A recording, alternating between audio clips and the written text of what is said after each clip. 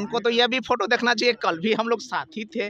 तो भैया रोज रोज ये प्रोपेगेंडा चलाया जाता है ताकि ताकि लोगों को कंफ्यूज किया जा सकता है। ओरमा ग्रुप, जो सोचता है वो करता है, आपके अपने सपनों का आशियाना।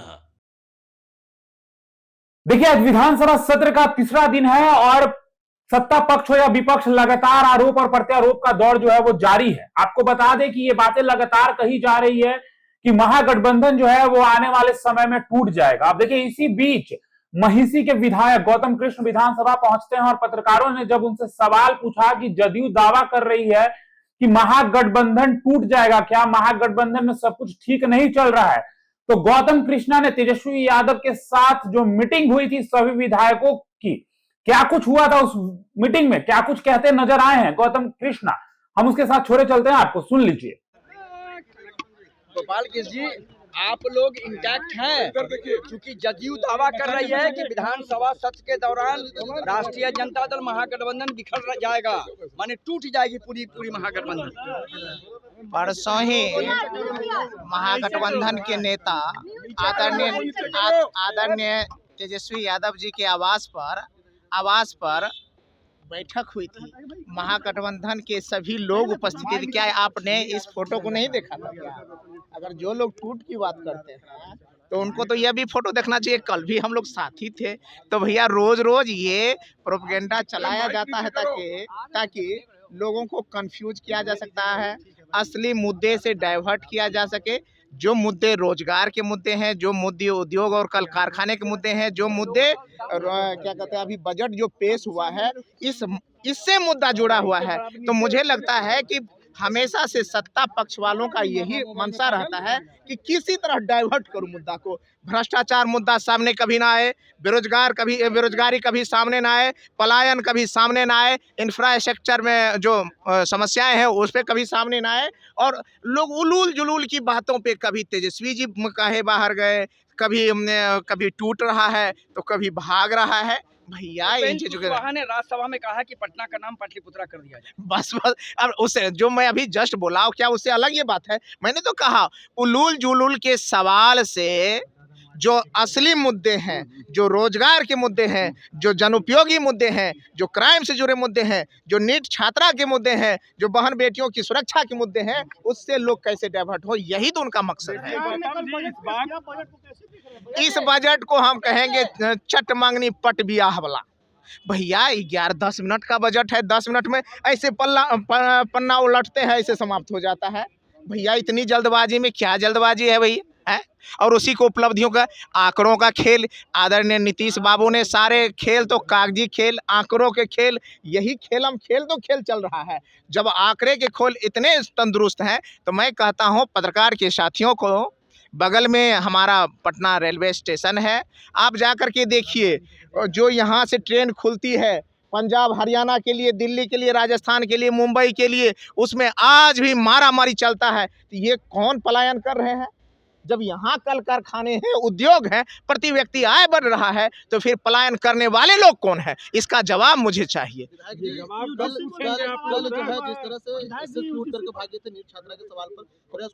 कौन भागे थे? बिल्कुल। अरे भैया ये तो कहते हैं कि सब चोर चोर मसोरे भाई, बिहार में सारे भ्रष्टाचारी मिले हुए हैं, सभी पुलिस पदाधिकारी मिले हुए हैं। अगर ऐसी बात नहीं होती तो बहन गायत्री की जो शहादत हुई है, नृशंस हत्या की गई है, बलात्कार किया गया है, और एसआईटी फैसाइटी तो मैंने कहा ही था पहले कि एसआईटी फैसाइटी पे मुझे विश्वास नहीं है। आप लोगों ने सबने देखा होगा। और पिछले 19 तारीख को ही जब बहन गायत्री के घर हम जहानाबाद गए थे तो वहीं मैंने कहा था मुझे इस एसआईटी फैसाइटी पे कोई भरोसा नहीं है, क्योंकि ये सब लिपापोती काम करेगा। जब लिपापोती हो गया तब आप सीबीआई को दिया है। और मैं भी कहता हूँ सीबीआई कौन है?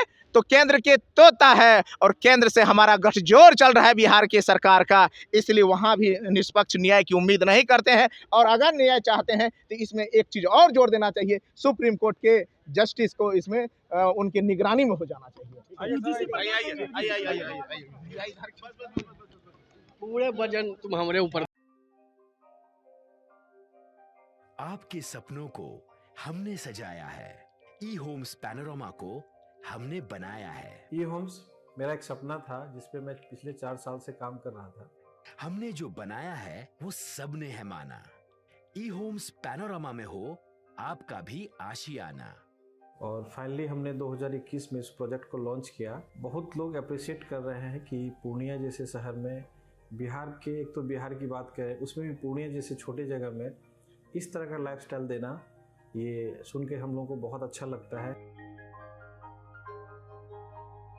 ई होम्स में हमने कुछ और भी किया है, जैसे हम जिस जगह में रह रहे हैं हमारे फैमिली सिक्योर हो, उनको सिक्योरिटी का ध्यान में रखा है। आपकी सुविधा और सुरक्षा आपके लिए खास है, ये आपका विश्वास है। इसमें आर्टिफिशियल इंटेलिजेंस का 7 लेयर सिक्योरिटी का हमने इस्तेमाल किया है। लस ग्रीन कैंपस को बनाया है। यदि हमारा बाउंड्री वाल है तो वो वर्टिकल गार्डन है। ये जितनी भी फैसिलिटी होता है एक इंटरनेशनल टाउनशिप में, ई होम्स है, ये हम लोग विश्वास नहीं कर पा रहे हैं। जो भी हमारे मित्र दोस्त या जो भी हमारे बाहर के बाहर आते हैं तो हम लोगों को बहुत अच्छा सुनने को मिलता है और बहुत अच्छा क्रेडिट मिल रहा है। वो सारा हमने सिर्फ एक बिल्डिंग नहीं बनाया, हमें एक बहुत अच्छा लाइफस्टाइल दिया ई होम्स में, और मेरा एक सपना था जिसको मैं आज फुलफिल होते हुए देख पा रहा हूँ। ये आपका आवास है। ई होम्स पैनोरामा में अब आपका निवास है।